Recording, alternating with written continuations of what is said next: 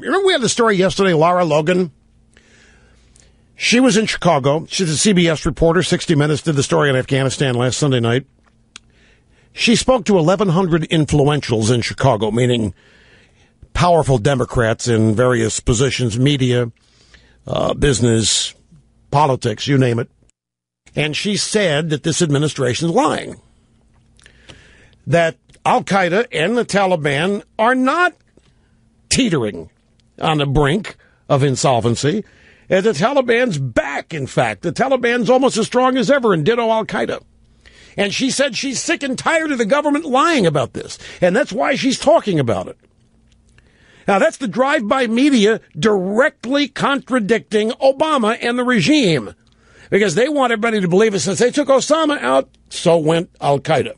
In fact, last night, Obama defiantly declared, quote, Al-Qaeda is on its heels. He made that claim at a fundraiser, the Bill Graham Civic Auditorium in San Francisco. He said, 4 years ago, I made a few commitments to you. I told you I'd end the war in Iraq, and I did. I said I'd end the war in Afghanistan, and we are. And I said we'd refocus on the people who actually attacked us on 9/11. And today, Al-Qaeda is on its heels, and Osama bin Laden is no more. He says this less than a month after Al-Qaeda kills our ambassador in Benghazi. He says Al-Qaeda is on its heels after, less than a month after that disaster in Benghazi where 4 Americans were killed, the near disaster in Cairo at our embassy there, and uprisings in the Middle East at U.S. embassies all over the world shortly after Benghazi. He said it in light of Lara Logan out saying it isn't true. Al-Qaeda is not on its last legs. Neither is the Taliban. They still hate us now more than ever. The Taliban and Al-Qaeda have not been vanquished. They are coming back. Lara Logan, CBS News, state-controlled media. She said, I chose this subject because, one, I can't stand that there is a major lie being propagated. The lie is that America's military might has tamed the Taliban. She said to this group of 1,100 influentials in Chicago last Tuesday, quote, there's this narrative coming out of Washington for the last 2 years. That would be Obama, folks, not Bush.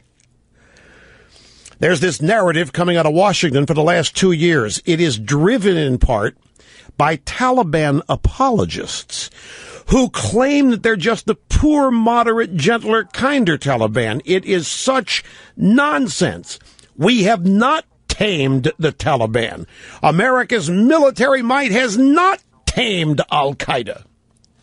She says that Al-Qaeda and the Taliban haven't been vanquished. They're coming back, and they're strong, and they hate us as much as ever.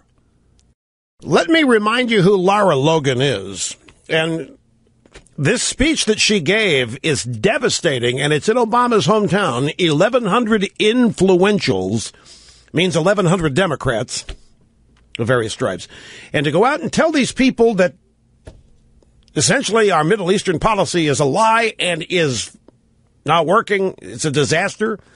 The Taliban and Al-Qaeda coming back stronger than ever, and we're getting out of Afghanistan, claiming to leave in victory. They hate us as much as ever. They haven't been vanquished. That's why they had to blame the videotape.